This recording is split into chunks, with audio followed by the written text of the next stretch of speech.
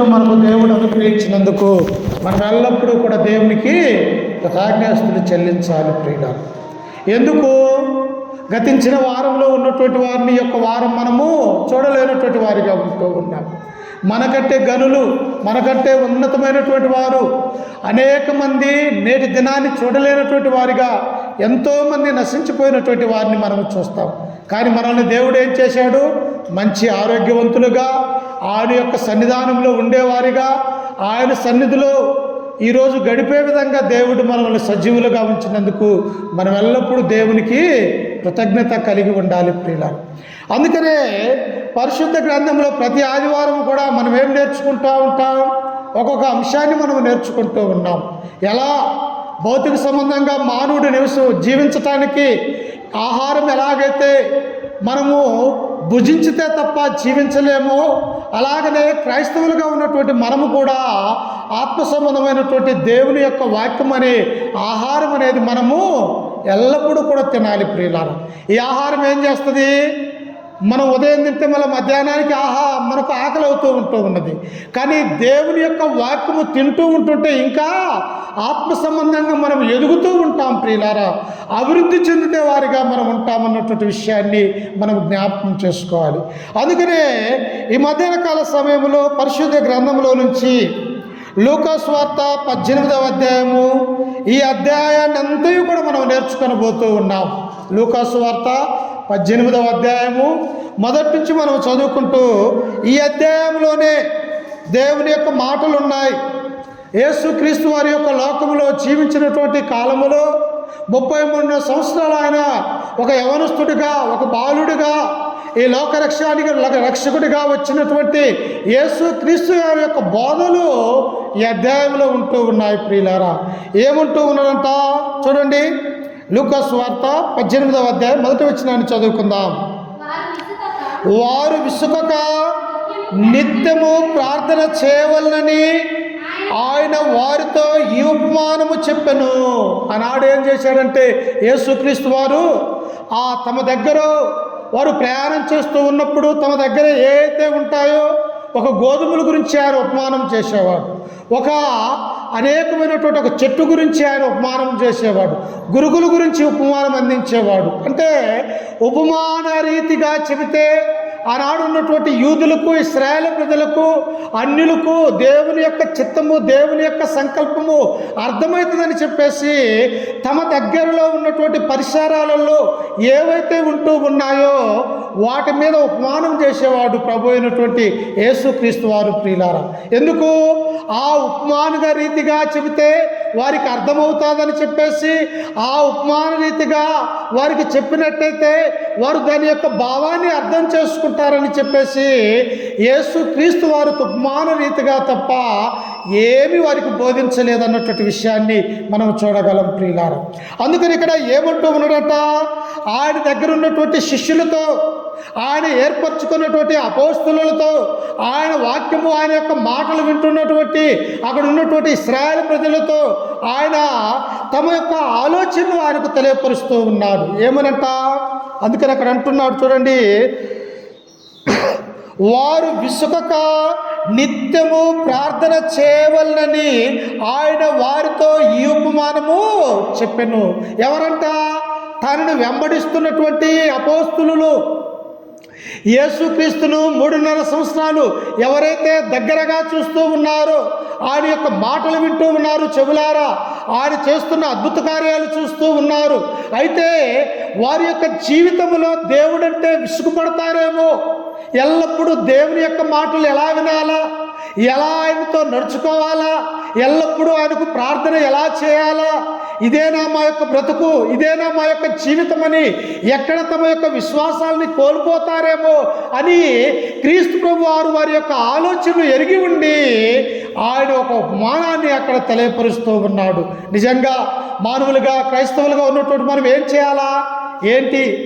ఆదివారం మనం ప్రార్థనకు పోకపోతేమి, ఈ వారం ఇంటి దగ్గర ఉంటే ఏమవుతూ ఉన్నది?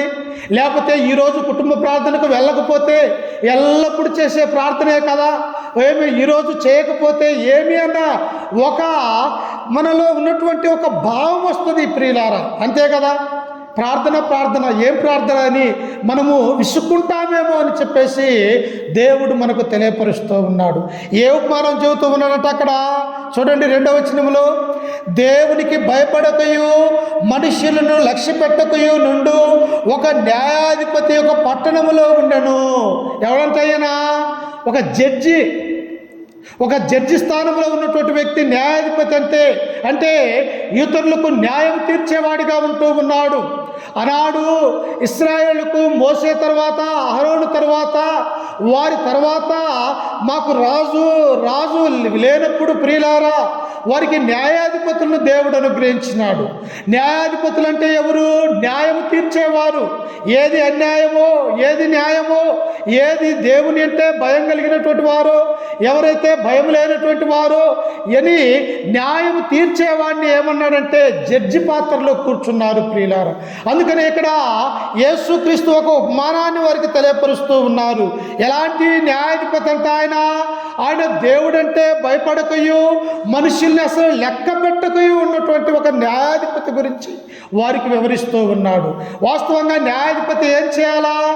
ధర్మంగా ఉండాలా, యథార్థంగా ఉండాలా, న్యాయం తీర్చేవారికి వెళ్ళి ప్రజలందరూ కూడా ఏమి న్యాయం తీరుస్తాడో అని చెప్పేసి ఎదురు చూస్తూ ఉంటారు. కనుక ఈ న్యాయము ఎలా తీరుస్తాడు ఈ న్యాయాధిపతి అని ప్రజలందరూ ఆయన మాట కొరకు ఎదురు చూస్తూ ఉంటారు ప్రియులారా. మనం న్యాయాధిపతి గ్రంథంలో చూస్తూ ఉన్నప్పుడు ఒక అబీమెలెకు, ఒక గిద్యోను, అలాగనే అనేక మంది న్యాయాధిపతులు అక్కడ ఉంటున్నట్టుగా మనము చూస్తూ ఉన్నాం.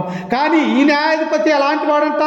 అసలు దేవుడంటే భయపడకయు మనుషులను లెక్క పెట్టకయు ఎవ్వరికి కూడా భయపడే వ్యక్తి కలిగినటువంటి వాడుగా ఉండటం లేదు ఈ యొక్క న్యాయాధిపతి. ఆ న్యాయాధిపతి ఎలాంటి వాడో చూడండి కింద వచనములో, ఆ పట్టణములో ఒకడు ఉండెను, ఆ పట్టణములో ఒక విధవరాలును ఉండెను. ఆమె అతని యొద్దకు తరచుగా వచ్చి నా ప్రతివాదికిని నాకును న్యాయము తీర్చమని అడుగుచూ వచ్చెను గాని అతడు కొంతకాలము ఒప్పక పోయెను. ఎవరంట? అదే పట్టణములో అన్యాయస్తుడైనటువంటి ఒక న్యాయాధిపతి ఉన్నాడు. అతని దగ్గరికి ఎవరు వస్తూ ఉన్నారంట? ఒక భర్త లేనటువంటి విధవరాలు వస్తూ ఉన్నది. అయా, నాకును నా ప్రతివాదికిని మా ఇద్దరికి కూడా ఒకరి మాట అంటే ఒకరి కుదరక ఉంటూ ఉన్నాము. ఇదిగో నాకు రావాల్సినటువంటి ఏదైనా ఆస్తి కానీ, నాకు రావాల్సినటువంటి స్థలము కానీ, నాకు రావాల్సినటువంటి ధనము కానీ, ఇదిగో నా ప్రతివాదైనటువంటి ఆ యొక్క స్త్రీ నా ఎడల ఆమె కుయుక్తిగా నడుచుకుంటూ ఉన్నది. కనుక మా ఇద్దరికి న్యాయం తీర్చగలవాడు ఈ పట్టణంలో నీవు మాత్రమే ఉన్నావు అని చెప్పేసి ఈ యదవరాలు ఏం చేస్తూ ఉన్నదంటే ఆ న్యాయాధిపతి దగ్గరికి వెళ్తూ ఉన్నది ప్రియులారా. బలహీనులుగా ఉన్నటువంటి మనము ఎవరి దగ్గరికి వెళ్తాము? ఒక పెద్ద మనిషి దగ్గరికి వెళ్తాము. ఎందుకు? మనకి వేరే వ్యక్తికి కుదరకపోతే మనకు ఇరువురిని కూడా సమన్వయం చేసి న్యాయం తీర్చగలడని చెప్పేసి మనము గ్రామంలో ఉన్నటువంటి పెద్దలను ఎలాగైతే పిలిపించుకొని వారి ద్వారా న్యాయం పొందుతామో ప్రియులారా, ఇక్కడ కూడా ఒక పట్టణములో దేవుడికి భయపడకయు మనుషుల్ని లక్ష్య పెట్టకయు ఒక న్యాయాధిపతి ఉన్నట్టుగా మనము చూస్తూ ఉన్నాం. ఈ విధవరాలుగా ఉన్నటువంటి వారికి ఎవరికి దిక్కు ప్రియులారా? ఈ లోకంలో భర్త లేనటువంటి యొక్క విధవరాలకి మరి దేవుడే తమ యొక్క పక్షాన ఉండి, దేవుడే తమ యజమానుడిగా ఉండి తమ కుటుంబాన్ని, తమ యొక్క పిల్లలను పోషించగలడని చెప్పేసి ఈ పట్టణంలో ఉన్నటువంటి న్యాయాధిపతి దగ్గరికి వచ్చి ఆమె గోజారుతూ ఉన్నది ప్రియులారా. అయ్యా, న్యాయాధిపతి ఉన్నటువంటి వాడా, ఇదిగో నాకును నా యొక్క ప్రతివాదికిని మాకు జరిగినటువంటి ఈ యొక్క బాధను మీరు మాత్రమే తీర్చండి అని చెప్పేసి ఆ విధవరాలు గోజారుకుంటున్నట్టుగా మనము చూస్తూ ఉన్నాం. అంటే ఈ యొక్క విధవరాలకు ఎవరు సాదృశ్యంగా ఉన్నది? మనకు సాదృశ్యంగా ఉన్నది. మన యొక్క జీవితంలో కూడా ఈ లోకంలో ఉన్నటువంటి మనకు అనేకమైనటువంటి శ్రమలు లోకరీతిగా మనకు వస్తూ ఉన్నప్పుడు మనము ఎవరిని గోజారుకుంటామంటే ప్రియులారా, ఆ పరమందున్నటువంటి దేవుని దగ్గరకు మనమందరము వస్తాము.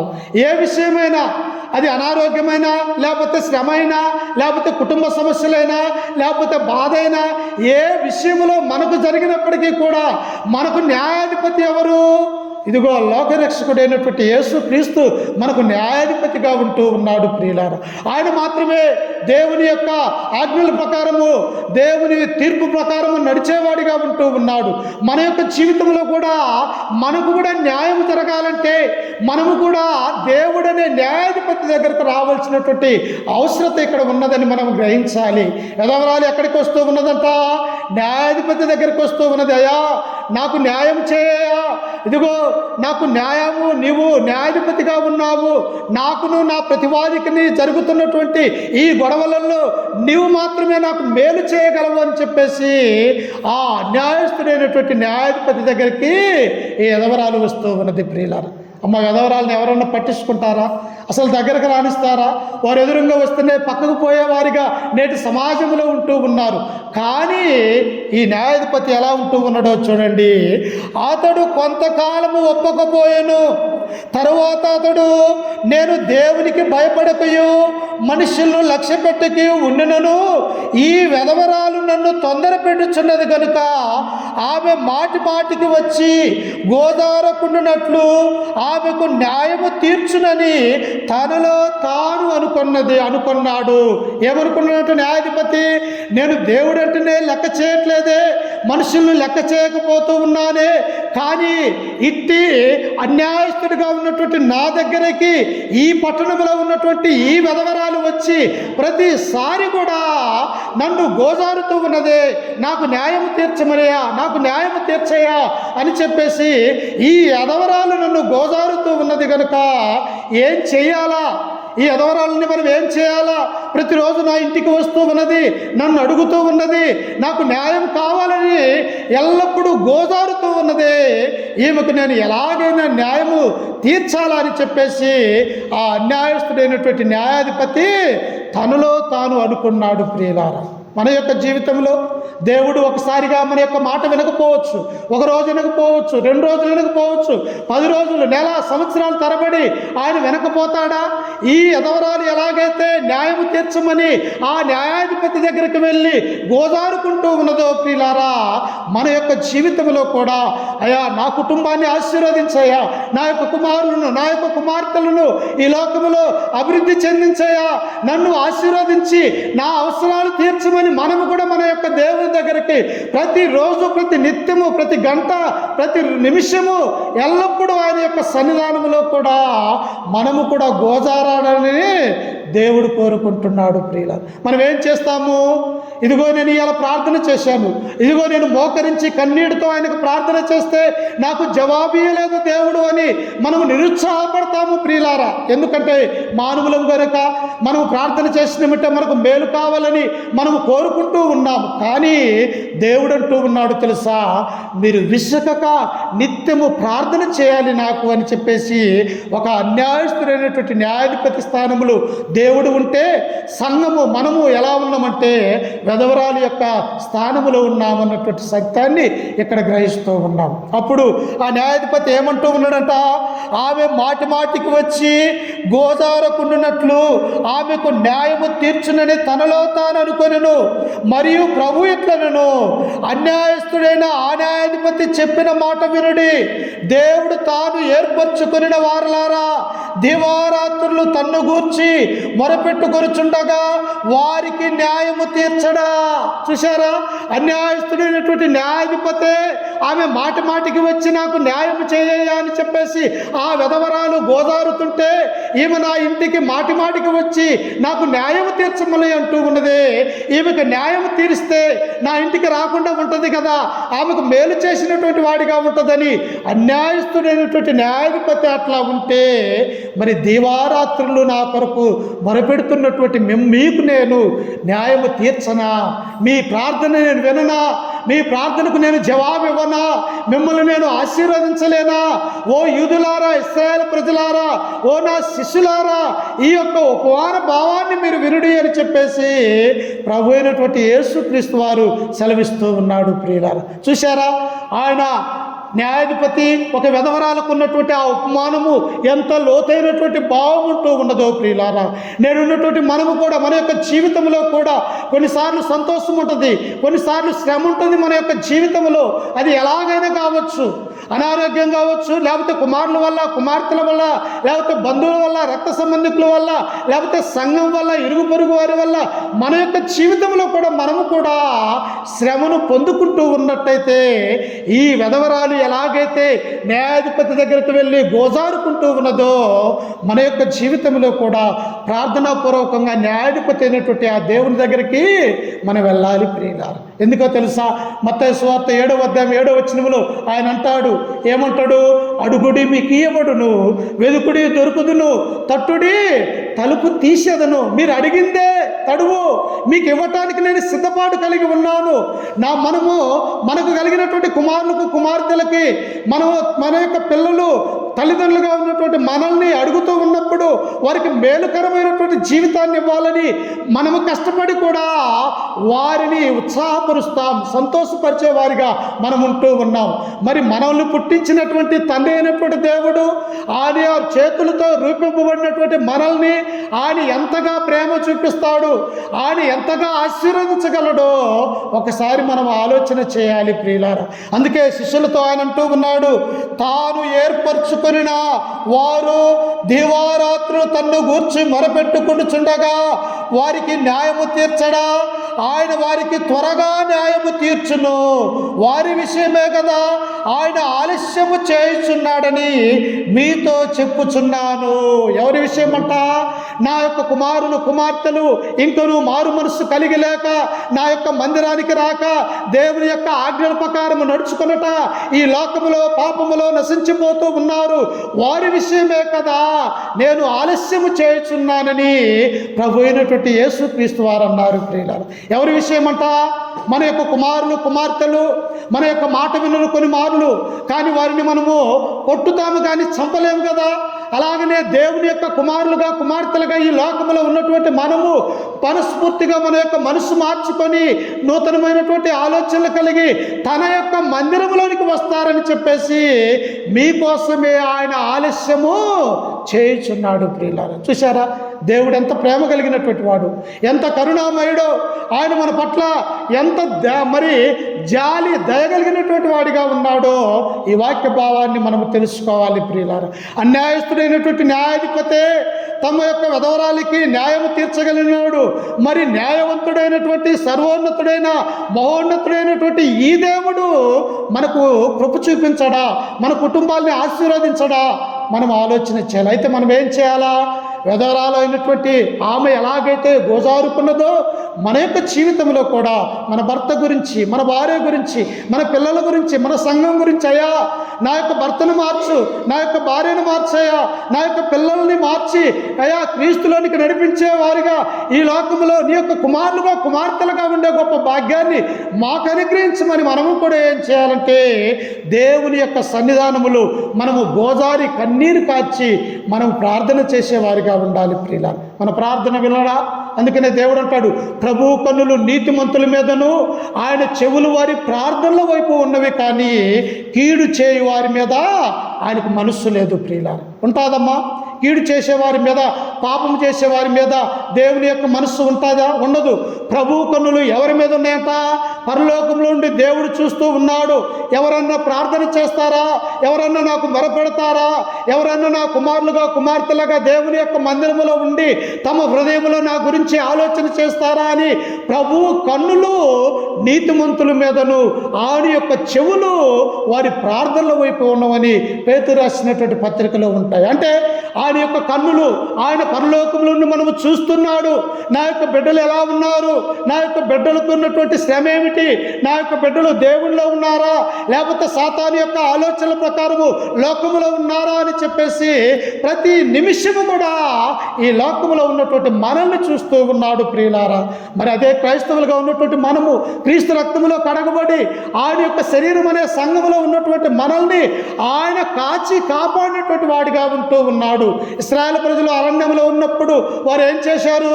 ఇదిగో 6 లక్షల మంది కాలుబలం ఇశ్రాయేలు ప్రజలు ఇదిగో ఐగుప్తు దేశంలో నుంచి కానాను దేశం ప్రయాణమై వస్తూ ఉన్నారు. అరణ్య మార్గంలో ఉన్నారు. పురులు, సింహాలు, తేళ్లు, పాములు, ఇదిగో వారు నడవటానికి అనేకమైనటువంటి రాళ్ళు, కంపలు ఒలిగి ఉన్నాయి. ఆరులో వారిని ఎలాగ నడిపించాలో అని చెప్పేసి ఆ పరమందున్నటువంటి యెహోవా దేవుడు ఇశ్రాయేలు మీద తన యొక్క కనుచూపులు ఉంచినాడు. ప్రియులారా, 6 లక్షల మంది జనం అంటే తినడానికి ఎంత ఆహారం అవసరమో, త్రాగటానికి ఎన్ని నీళ్ళు అవసరమో, వాళ్ళు నడిచేది అరణ్యములో.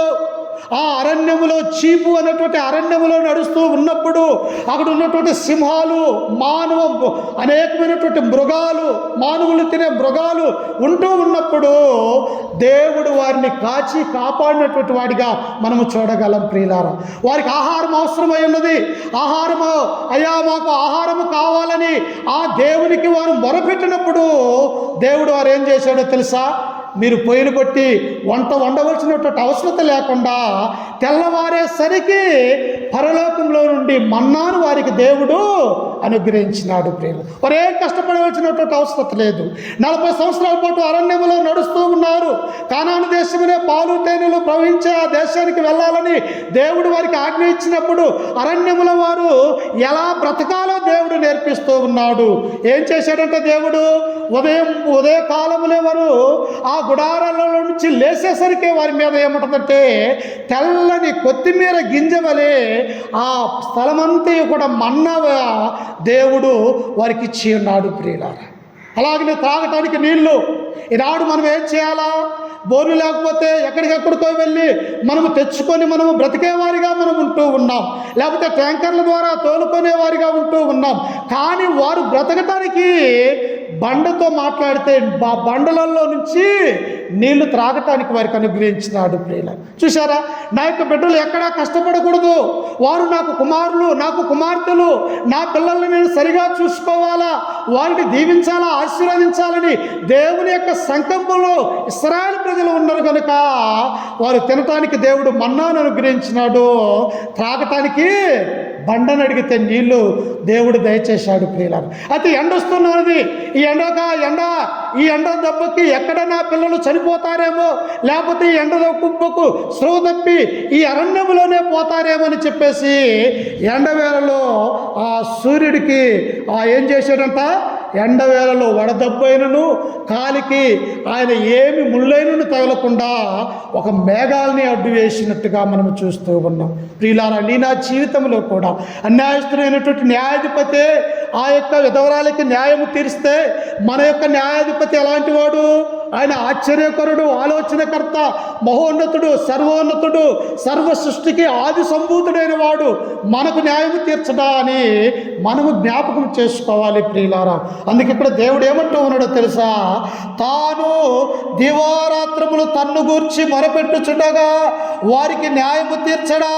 ఆయన వారికి త్వరగా న్యాయము తీర్చును. వారి విషయమే కదా ఆయన ఆలస్యము చేయుచున్నాడని మీతో చెప్పుచున్నాను. ఆయనను మనిషి కుమారుడు వచ్చినప్పుడు ఆయన భూమి మీద విశ్వాసముండ కనుగొనునా. చూశారా ఏమంటున్నాడు? ఒకవేళ మనిషి కుమారుడు ఈ భూలోకమనే మధ్యాకాశానికి రాబోతూ ఉన్నప్పుడు నన్ను నమ్ముకున్నటువంటి బిడ్డలు ఎవరైనా ఉన్నారా, లేరా, లేకపోతే ఇంకా వారి యొక్క పాపములో ఉన్నారా అని ఆయన పరలోకంలో నుండి మనల్ని చూస్తూ ఉన్నప్పుడు కనుగొనే మనుషులు ఉన్నారా అని చెప్పేసి యేసుక్రీస్తు వారు అంటున్నారు. ప్రియులారా, చూశారా? ఉన్నారా? నిజమైనటువంటి భక్తి పరులు ఉన్నారా? క్రైస్తవులు ఉన్నారా? నా యొక్క రక్తంలో కడగబడినటువంటి వారు ఉన్నారా అని చెప్పేసి పరలోకంలో నుండి యేసుక్రీస్తు వారు వారిని చూసేవారిగా ఉంటూ ఉన్నారు. ప్రియులారా, నిజంగా నా జీవితంలో, మన యొక్క జీవితంలో కూడా ఎలా ఉండాలంట? విసుకక నిత్యము కూడా ఏం చేయాలంట? ప్రార్థన చేసేవారిగా ఉండాలి. ప్రార్థన ఏం చేస్తుంది? మనల్ని ధైర్యాన్ని పరుస్తూ ఉంది. ప్రార్థన ఏం చేస్తుంది? మనకు బలాన్ని తెచ్చిపెడుతూ ఉన్నది. ప్రార్థన ఏం చేస్తుంది? మన యొక్క జీవితాల్ని, గమ్యాల్ని మార్చే విధంగా దేవుడు తయారు చేసేవాడిగా ఉంటూ ఉన్నాడు. ప్రార్థన చేసినటువంటి అనేక మంది భక్తి పరులు ఏం జరిగిందో తెలుసా?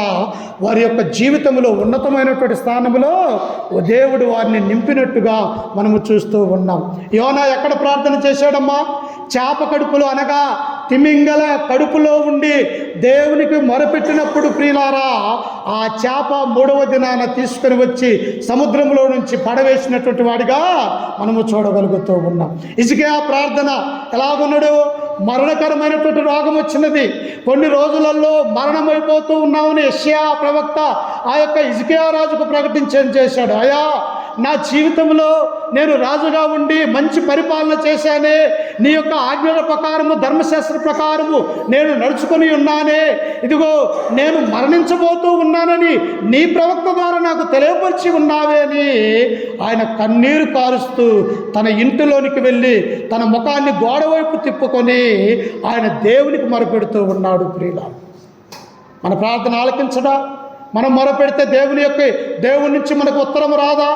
మనము పొందుకున్నాము అన్నట్టుగా మనము ప్రార్థన చేసేవారిగా ఉండాలి ప్రియులారా.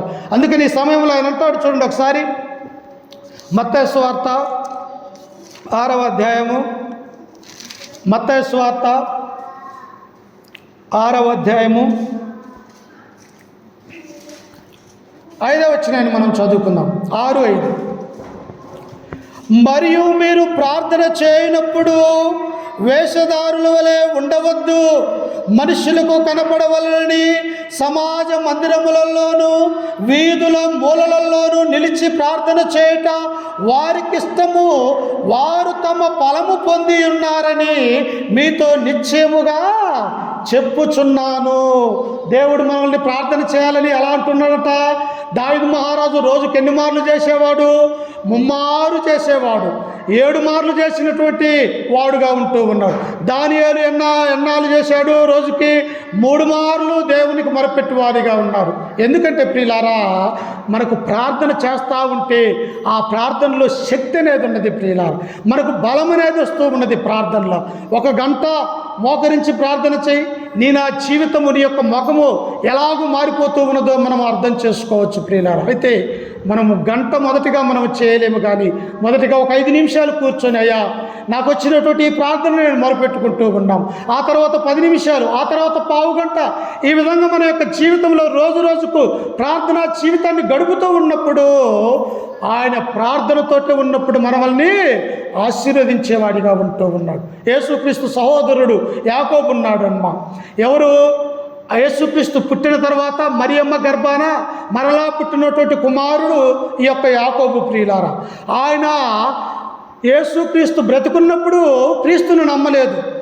ఈయన నా అన్నే కదా, ఈయన నా తల్లి గర్భంలో నుంచి పుట్టినటువంటి వాడే కదా, ఈయన దేవుని యొక్క కుమారుడు ఎలాగైతాడని చెప్పేసి ఈ యొక్క యాకోబు క్రీస్తును నమ్మలేదు ప్రియులారా మొదట. అయితే ఎప్పుడైతే క్రీస్తు మరణించి సమాధి చేయబడి 3వ దినాన తిరిగి లేచాడో అప్పుడు తన సహోదరులు, తన తల్లి అందరూ కూర్చొని ఆయనకు మొరపెట్టారు ప్రియులారా. ఆయన మొరపెట్టితే ఆయన యొక్క మోకాళ్ళు ఎలా ఉన్నాయో తెలుసా? ఒంటె మోకాళ్ళు ఎలాగైతే ఉన్నవో అలా మోకాళ్ళు కాయలు కాసిపోయినాయి ఉన్నాయంట ప్రియులారా. చరిత్రకారులు చెబుతున్నటువంటి మాటలు. అంటే తన తమ్ముడైనప్పటికీ, లోకరక్షకుడైనటువంటి యేసుక్రీస్తు తమ్ముడుగా పిలువబడుతున్నప్పటికీ కూడా తనను తాను తగ్గించుకుంటూ తన శరీర ప్రకారములో తన తల్లి గర్భములో పుట్టిన పెద్ద కుమారుడైనటువంటి క్రీస్తుకు ఆయన ఏం చేశాడో తెలుసా? మోకరించి తెల్లవారులు ప్రార్థన చేసేవాడిగా ఉంటూ ఉన్నాడు ప్రియులారా. మనం అంత చేయకపోయినా కూడా మన కుమారులు, మన యొక్క కుటుంబము, మనము ఈ లోకములో మనం బాగుపడాలంటే, ఈ లోకంలో నుంచి పరలోక రాజ్యంలో మనము చేరాలి అంటే మనము కూడా మోకరించి ప్రార్థన చేసేవారిగా మనం ఉండాలి ప్రియులారా. అందుకనే దేవుడు అంటాడు, మనం ప్రార్థన చేస్తే ఏముంటుందంట? చూడండి, యాకోబు రాసినటువంటి పత్రిక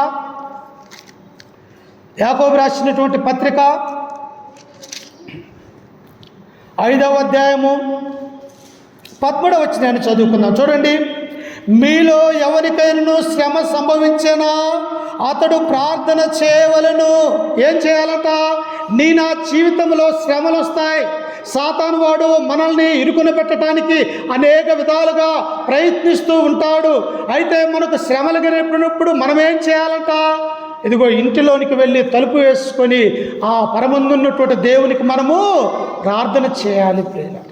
అందుకే ఇక్కడ అంటున్నాడు, మీలో ఎవరికైనా శ్రమ సంభవించినా అతడు ప్రార్థన చేయవలను, ఎవరికైనా సంతోషము కలిగినా అతడు కీర్తనలు పాడవలను.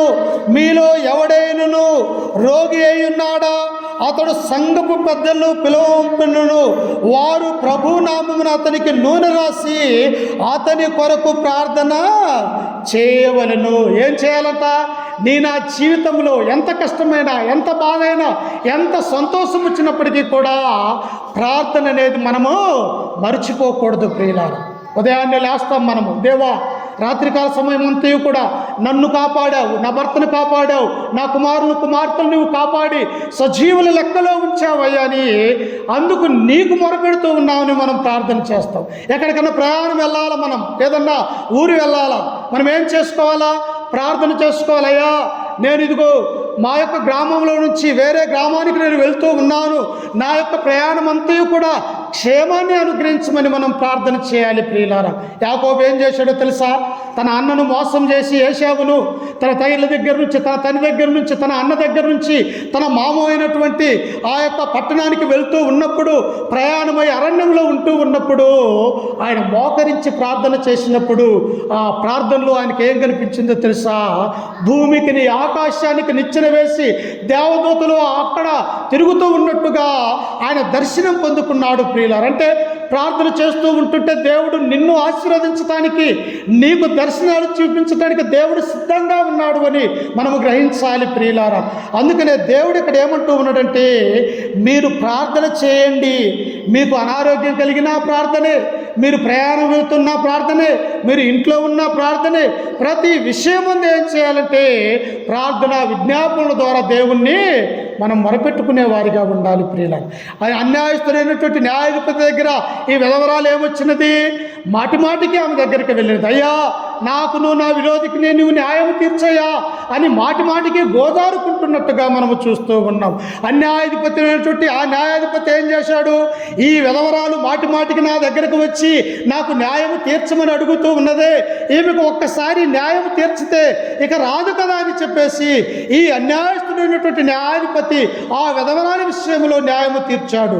అయితే అన్యాయస్తుడైనటువంటి ఆ న్యాయాధిపతి ఉంటే మన న్యాయాధిపతి ఎలాంటి వాడు? ఆయన న్యాయము కలిగినటువంటి వాడు, న్యాయవంతుడు, యథార్థవంతుడు. అట్టి వానికి మనము గోదారుకున్నట్టయితే మన యొక్క జీవితంలో కూడా న్యాయము తీర్చి మనల్ని, మన యొక్క కుటుంబాలని దేవుడు ఆశీర్వదిస్తాడు ప్రియులారా. చివరిగా ఒక మాట చదువుకొని ముగించుకుందాం. చూడండి, అదిగో చూడండి, అదే యాకోబు రాసినటువంటి పత్రిక 5వ అధ్యాయం 15వ వచనం అంటాడు, విశ్వాస సహితమైన ప్రార్థన ఆ రోగిని స్వస్థపరచును, ప్రభు అతన్ని లేపును, అతడు పాపములు చేసిన వాడైతే పాప క్షమాపణ నొందును. మా లోకంలో ఉన్న ప్రతి ఒక్కరము కూడా పాపులమే, కానీ మనము నీతిమంతులం ఎప్పుడు అవుతాము? దేవుని నమ్ముకొని దేవుని వాక్య ప్రకారం ప్రవర్తించి ఆయన యందు విశ్వాసం కలిగి, నమ్మకం కలిగి, ఆయన రక్తములో కడగబడి, బాప్తిస్మం అనే కార్యక్రమం ద్వారా ఉండి సంఘములో చేర్చబడి క్రీస్తు యొక్క శరీరాన్ని, రక్తాన్ని ఎప్పుడైతే మనము భుజిస్తూ ఉంటామో, యేసుక్రీస్తు ఎలాగైతే పరిశుద్ధుడిగా ఉన్నాడు, ఆయన నమ్ముకున్నటువంటి మనము కూడా పరిశుద్ధత కలిగినటువంటి వారిగా ఎప్పుడు ఉంటాము? దేవునికి మొరపెట్టినప్పుడు. మనం పాపాలు చేసినట్టయితే ఆ పాపాలు దేవుడు తీసివేయగల సమర్థుడు ప్రియులారా. అందుకనే ప్రియులారా, అన్యాయస్తుడైనటువంటి న్యాయాధిపతి ఆ యదవరాలికి న్యాయం తీర్చాడు. మన యొక్క దేవుడు న్యాయాధిపతి, ఆయన అన్యాయస్తుడు కాదు. నేను మీకు న్యాయం తీర్చలేనా అని చెప్పేసి దేవుడు అడుగుతూ ఉన్నాడు. కాబట్టి మనము ప్రార్థనాపూర్వకంగా ఎల్లప్పుడూ కూడా దేవుని అడిగేవారిగా ఉండాలని చెప్పేసి ఈ వాక్యం ద్వారా మిమ్మల్ని హెచ్చరిస్తూ, ఈ మాటలు నన్ను నేను కూడా హెచ్చరిక చేసుకుంటూ, ఓపికతోటి ఉన్న మీ అందరికీ కూడా మన రక్షకుడు ప్రభు అయినటువంటి యేసుక్రీస్తు నామమున వందనాలు తెలియజేస్తూ ఈ వాక్యాన్ని ముగించుకుంటూ ఉన్నారు ప్రియులారా. ఎందుకంటే ఆరాధన సమయం అంటే ఆరాధన సమయంలో